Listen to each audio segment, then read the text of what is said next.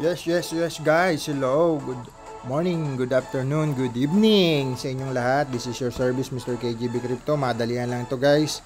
Today is Tuesday, December 19, 6:15 p.m. na. Hindi tayo nakapag-stay kaninang umaga.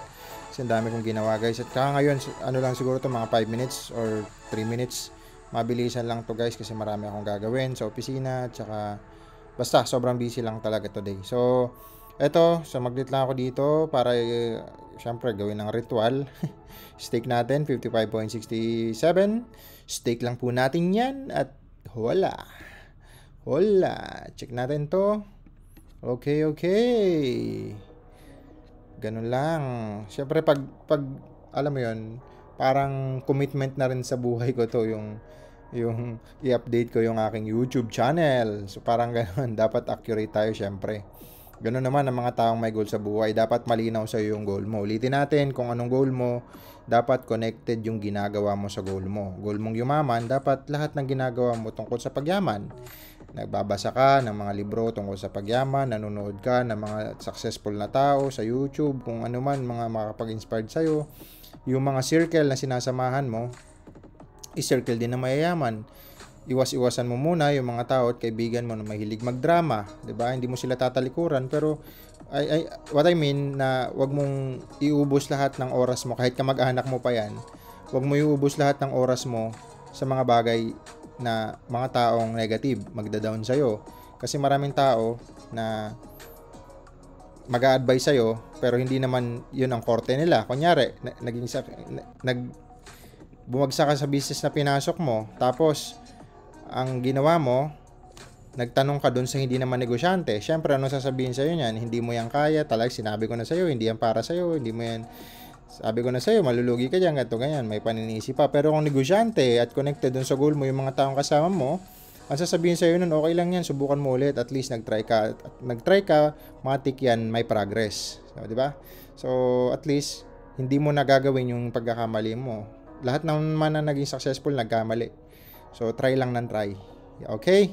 So, ayun lang guys. So, ito nga commitment ko to. So, kumbaga dapat connected yung goal mo sa ginagawa mo. Okay? So, sana may natutunan kayo dun sa maikli natin.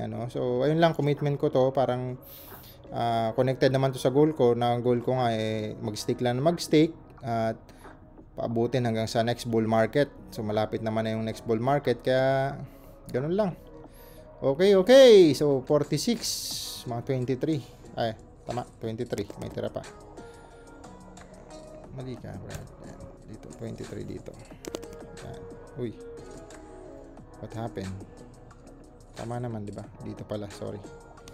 23. Yan. Yan. At ayun na nga guys. So, dapat lang connected sa goal mo yung ginagawa mo. At syempre, wag ka sumuko kung ikaw man ay empleyado ngayon. Try lang ng try. Huwag kang pumayag na dyan kahabang buhay, syempre. Ang pagiging empleyado, ano lang yan, stepping stone mo lang yan para maging successful ka. Kaso nga lang, pag empleyado ka, nasa comfort zone ka na kasi. Yung papasok, gigising, magigising ka para na ayaw pa magising, pero kailangan mong gumising kasi papasok ka. Pagdating mo sa work, kung ano nasasabi mo, napagod ka na, pero pasok ka pa rin ng pasok. Pag uwi mo, galing bahay, uwi ka agad kasi kailangan matulog para mag-prepare ko ulit kinabukasan. So, ganun ang buhay na pagiging empleyado. Stepping stone lang yan guys, yung pagiging employee. Huwag ka magbababad dyan. So, ngayon, napakadami na ng mga tools online na pwede mong matutunan. Kailangan lang masipag ka. Invest your time at least 2 hours a day na para mag-step up ka, mag-aral ka, learning. So, invest yourself. Number 1 yan. Invest ka sa sarili mo. Kung ikaw naman ang estudyante ngayon, nag-aaral ka, tuloy mo lang yung pag-aaral mo. Kung may nagpapaaral sa'yo, go mo lang. Ngayon, kung wala naman, try mo maghanap ng ibang business. Or minsan guys, pati sa mga hindi naman tawag dito, sa mga hindi estudyante o sa lahat na lang, kung ano yung nasa paligid mo dyan na alam mong hindi nag-motivate sa'yo, umalis ka dyan. So, huwag ka magbababa dyan sa paligid. Kunyari, sa isang bahay na magulo or sa isang lugar na magulo, paglabas mo pa lang, may nagsasaksakan, may nagmumurahan, alam mo yun, hindi nakaka-motivate. So, layo-layo ka dyan sa ganyan. Gawa ka ng paraan para malayo mo dyan yung pamilya mo o yung sarili mo. So, ayun lang. Tapos, communicate lang sa mga taong, sabi nga nila, di ba, kung may 5 nagyoyosi, malamang ikaw yung pang-anim. Kung may 5 naginginom, sumama ka sa kanila, ikaw na yung pang-anim after 3 months, di ba? So, ayun lang. Sama ka sa mga negosyante na alam mo mas mayaman sa'yo or mas malaki kinikita sa'yo. Alam mo yung sikreto nila. So, ayun. Maraming namang ano ngayon. Nandiyan na sa online, marami.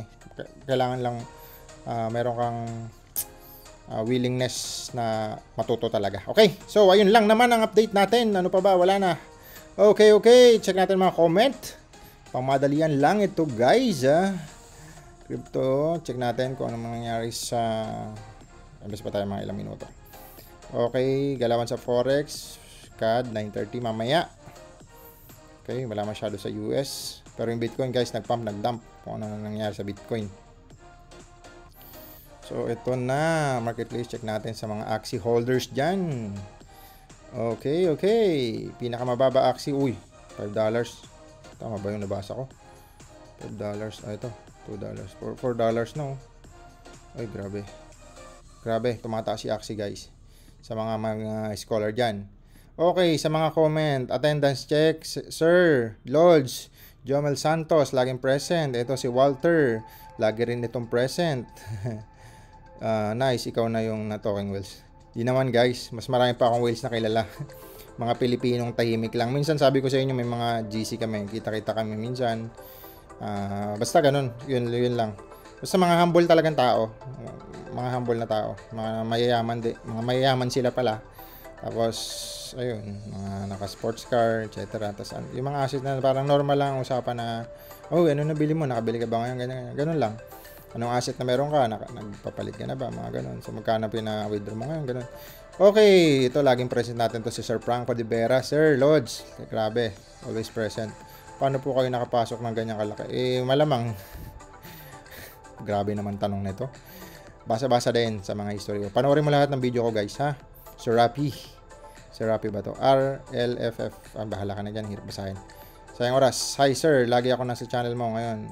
Comment. Okay. Sir Romel Aquino. Okay sir. Welcome sa channel natin. Ito si sir. Laging present din to. Si Expense Lad. Okay. Yun lang. Attendance check. Mr. D3519. So ayun lang. Salamat Lodge. Thank you sa inyong lahat. At yun. Ano pa ba? Crypto, nung galawan ngayon, crypto bubbles, ano ba mabilis lahat naka-green, no? Okay, pabay kasi. So, next bull market, nasa, April 17 yan. Hindi masyado nag-view ng mga guys. Siyempre, maingat din tayo. Mahirap magbukas ng mga file kasi lang to, screen recording lang, wala nang edit. CDFI, okay. So, bumaba, mabot na ng 2M yan, pero ganun talaga. Hintayin natin mga ulit. At sa crypto naman, sino ba mga umangat ngayon? Si Bitcoin. 2.3 pa rin. Parang 2.4 na si Bitcoin. Okay, tumaas siya ng 5%, 24 hours. So, yan. At ayun na. Ano pa ba? Tumaas ngayon, alam ko si C. Ito si ING. Okay din yan, guys. Okay din ito. Kaano to ng ICP. Isa sila sa mga hotcake to buy. Tsaka to ORD. Okay, yun lang mga kilala ko. Para sa akin po yun hindi ko sinabi sa inyo yan. So, ito, okay din to. Exchanger, ito, tsaka to. Yan mga ina-hold ko ngayon. Okay. Yun lang po ang update natin for today. Maraming salamat. Wala mo na akong binabasa kasi marami akong gagawin. So, ayun lang, update natin for today. Update natin, pang 52 days na natin nag-upload ng video. Pero nag-stick tayo, taon na po. Pero ngayon lang ako, siyempre, sabi ko nga, instead na mag-stake ako araw-araw na ginagawa ko naman, videohan ko na lang, upload ko. Kung maka-inspire tayo, nasa inyo yan, kung bahala kayo. Minsan, makapagbitaw tayo ng mga wisdom thought, kung makapasok sa isip nyo at sundin nyo, bahala kayo. Buhay nyo naman yan. Ulitin ko, hindi po ako financial advisor na may kapasidad magsabi ng totoong mangyayari. So, possible magkamali din ako sa mga prediction ko kahit 2015 pa ako na sa Bitcoin. At na-experience natin up and down ng Bitcoin, crypto mining, warehouse, kung ano man. So, ayun.